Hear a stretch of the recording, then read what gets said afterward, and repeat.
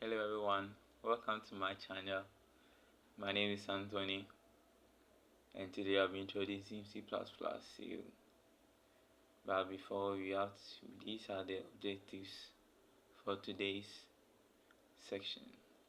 You will learn about why we should use C++, the difference between C and C++, the object-oriented concept of C++. You will learn also about the standard library concept like the input and output stream. You will understand the C++ program development process flow. You will look at the difference between process and trend, and we explore the C++ in code blocks. So today we are going to look at the C++. And before we look at C++, we first need to know who created or who developed C++. And the person who developed C++ is called Beinani Schuster. It was created in 1979, formerly called C with classes. So C++ was coined by Rasmussen in 1983, and it was released in 1953. And C++ evolved from C. Now, you look at why we should use C++. It is used in every computing system. It's efficient and close to machine programming language. C++ has an object-oriented programming. C++ is a compiled language. Universally usable modular programs. Portable program for various platforms. So you see why we use C++ is mostly used in computing systems. Yes. Now let's look at object-oriented programming. So we first need to identify the component called object. An object specifies relevant data and possible operation to be performed on that data. Each object consists of data and operations on that data. An object combines data and operations on the data into a single unit. Now, a programming language that implements the OOD, which is the object-oriented design, is called an object-oriented programming language. Now, C++ was designed to implement the OOD. OOD is used with structured design.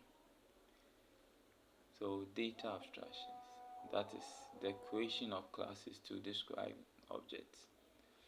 Data encapsulation for controlled access to object data. Inheritance by creating derived classes.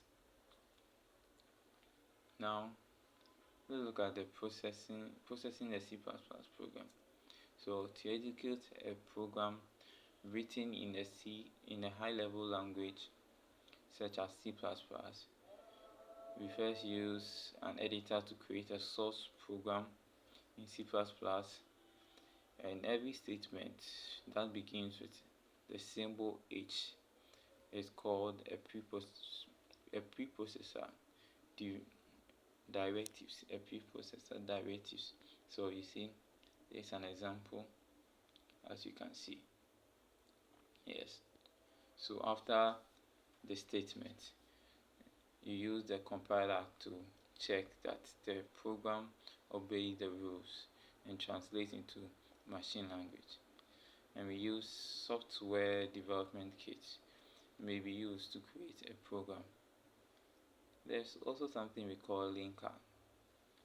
So linker combines object program with other programs provided by the SDK, with the software development kit, to create executable code. Let's look at the load. So loads executable program into main memory. The last step is to execute the program. So here are the steps for process.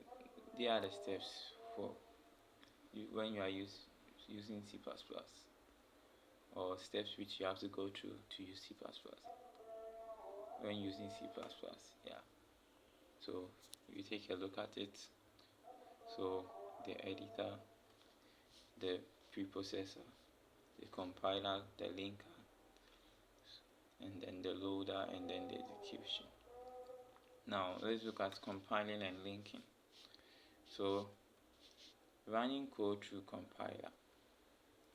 If compiler generates error, look at the code and remove errors. So that means there are some codes which did not obey the rules as it was stated here. So to check that the program obeys the rules. So if your program does not, or your code does not, if the compiler generates an error, that means your code has some errors in it, and some codes are not obeying the rules. Yes. So run the code again through the compiler. If there are no syntax error, then that means your codes are working. Yes. So linker links machine code with system source. The loader and the executing. Once compiled and linked, loader can place program into main memory for execution. The final step is to execute the program. So compiler guarantees that the program follows the rules of the language. So when we say process is a program loaded into memory along with all the resources needed by the program. Each running instance of a program is a process. Each process runs individually. Now let's look at a thread. A thread is a unit of execution within a process. So we have multiple thread process and single thread process, and we can initialize multiple threads can be initialized from a single process. So yeah, so thread and processes into programming.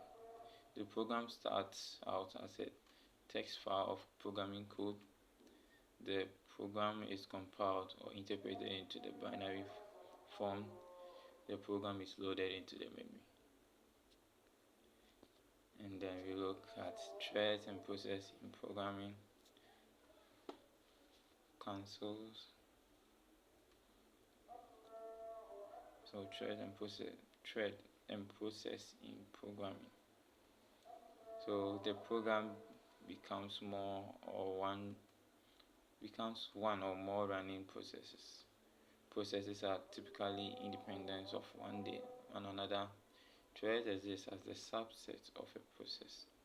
Thread communicates with each other more easily than the processes can. So this is what you have to know. This is just an introduction of C++. Thank you all for having some time with me to go through the introduction of C++. I'll bring you the next session. Thank you.